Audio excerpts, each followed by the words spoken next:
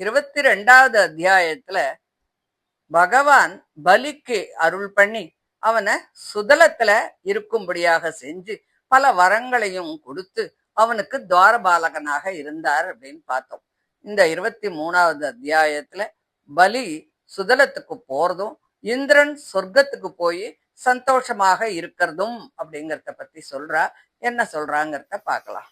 மகானுபாவனான பலி சமஸ்த சாதுக்களாலும் புகழப்பட்டு பக்தி தலை தூக்கி ஆனந்த கண்ணீர் பெருக பகவானை பார்த்து பேச ஆரம்பிக்கிறான். பலி சொல்றான், என்ன ஆச்சரியம், உன்னை வணங்குவதற்காக செய்யும் முயற்சியே உன் பக்தர்கள் விரும்பும் பிரயோஜனத்தை நிறைவேற்றி தந்துடுறது. நான் உன்னை வணங்க நினைத்த உடனேயே சத்துவகுணம் தலையெடுத்த லோகபாலர்களான இந்திரன் முதலிய தேவதைகளுக்கு கூட கிடைக்காத உன்னோட அனுகிரகம் அசுரனும் நீச்சனுமான எனக்கு கிடைச்சதே அப்படின்னு சொல்றான். அந்த மகாபலி பகவான நமஸ்காரம் பண்ணி பிரம்மதேவனையும் ருத்ரனையும் வணங்கி வருணபாசத்திலிருந்து விடுபட்டு சந்தோஷமாக தன்னோட பரிவாரத்தோட சுதலத்துக்கு போகிறான்.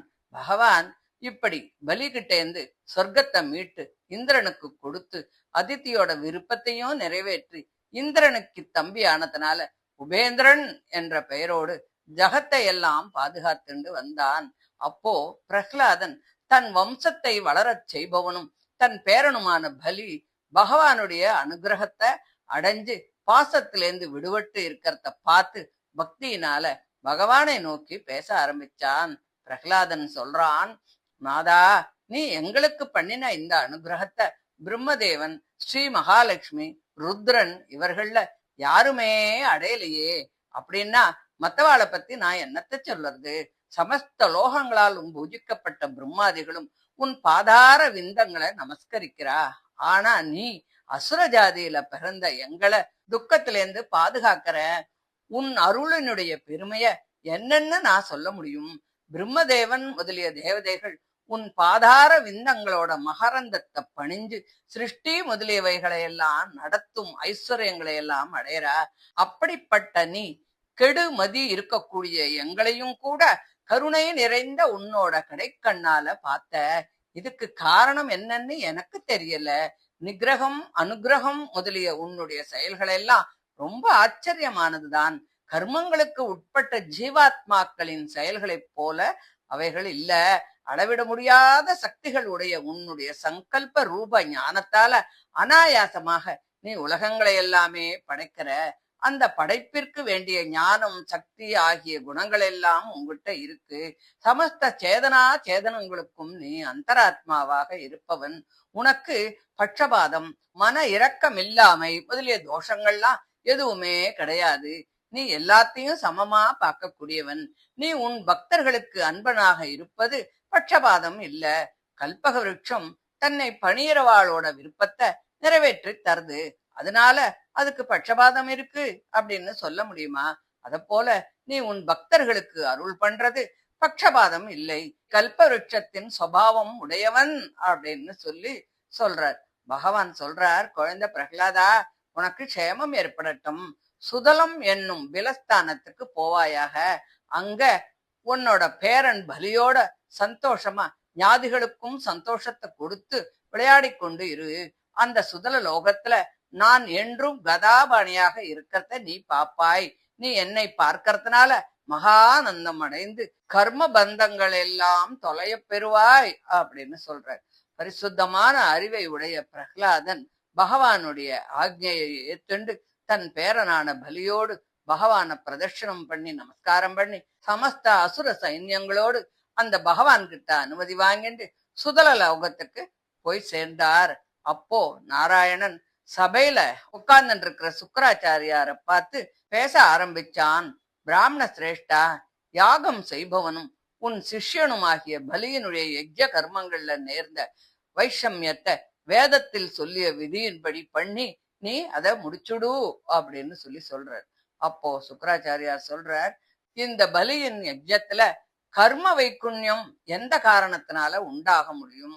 பலி மனோவாக்காயம் என்கின்ற 3 காரணங்களாலும் சர்வ கர்மங்களுக்கும் பிரபுவும் யஜ்ய புருஷனுமான உன்னை ஆராதனை பண்ணினான். அவனுடைய யஜ்ய கர்மங்கள்ல வைகுண்யத்திற்கு காரணமே இல்லையே. மந்திரம், தந்திரம், தேசம், காலம், யாகத்திற்கு வேண்டிய வஸ்துக்கள் ஆகிய இவைகளுக்குள்ள எந்த குறைவு வந்தாலும் அதையெல்லாம் உன்னுடைய நாம சங்கீர்த்தனமே நிறைவேற்றி கொடுத்துடுமே. இனி உன்னையே நேரில் பூஜித்தவனுடைய கர்மங்கள்ல வைகுண்யத்திற்கு என்ன பிரசக்தி இருக்கு? மகானுபாவனே, இருந்தாலும் கூட உன்னுடைய கட்டளைப்படி நான் செய்யறேன். உன் கட்டளைப்படி நடப்பதே சமஸ்த புருஷர்களுக்கும் சிறந்த நன்மை கொடுக்கும் இல்லையா அப்படின்னு சொல்றார். அப்ப சுகர் சொல்றார், ஞானாதி குணங்கள் நிறைந்த சுக்கிரன் இப்படி பகவானுடைய ஆக்ஞையை புகழ்ந்து பலியினுடைய யாகத்துல நேர்ந்த கெடுதிக்கு பிரம்ம ரிஷிகளோட சேர்ந்து பரிகாரம் பண்றார். வாமன பகவான் சத்துருக்களால் பறிக்கப்பட்ட சொர்க்கத்தை பலி கிட்ட யாஜித்து தன் பிராதாவான இந்திரனுக்கு கொடுத்தான். அப்போ பிரஜாபதிகள் எல்லாம் பிரபுவாகிய பிரம்மதேவன் தேவதைகளோடும் ரிஷிகளோடும் பித்ருக்களோடும் மனுக்களோடும் மனு புத்திரர்களான மன்னவர்களோடும் தக்ஷர், பிருகு, அங்கிரசு ஆகியவர்களோடும் சுப்பிரமணியனோடும் ருத்ரனோடும் சேர்ந்து கஷ்யபர், அதித்தி இவர்களுக்கு பிரீதியை விளைவிக்கும் பொருட்டு சமஸ்த லோகங்களின் யோக க்ஷேமங்களின் பொருட்டு வாமனனை லோகங்களுக்கும் லோகபாலர்களுக்கும் பிரபுவாக பண்ணினான். வேதங்களையும் சமஸ்த தேவதைகளையும் தர்மத்தையும் தவத்தையும் செல்வத்தையும் மங்களமான விரதங்களையும் சொர்க்க மோட்சங்களையும் பாதுகாக்க கூடிய அந்த உபேந்திரனை பிரம்மதேவன் சமஸ்த பூதங்களின் க்ஷேமத்தின் பொருட்டு நாதனாக ஏற்படுத்தினான். அதனால் சமஸ்த பூதங்களும் ரொம்ப சந்தோஷம் அடைஞ்சது. அதுக்கப்புறம் தேவேந்திரன் பிரம்மதேவனால தூண்டப்பட்டு லோகபாலர்களோட வாமன பகவானை சொர்க்கத்துக்கு அழைச்சுண்டு போனான்.